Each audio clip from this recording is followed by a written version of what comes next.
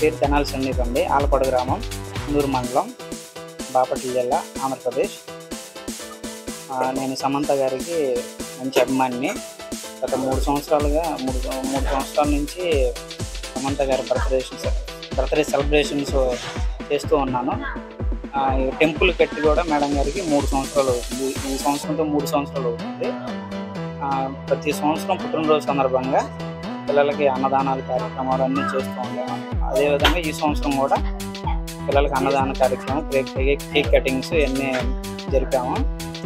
సమంత గారికి మంచి అభిమాని. సమంత గారు చేసే మంచి పేదలకు చేసే సహాయాలన్నీ నాకు నచ్చి నేను ప్రతి సంవత్సరం ఇట్లా చేస్తాను.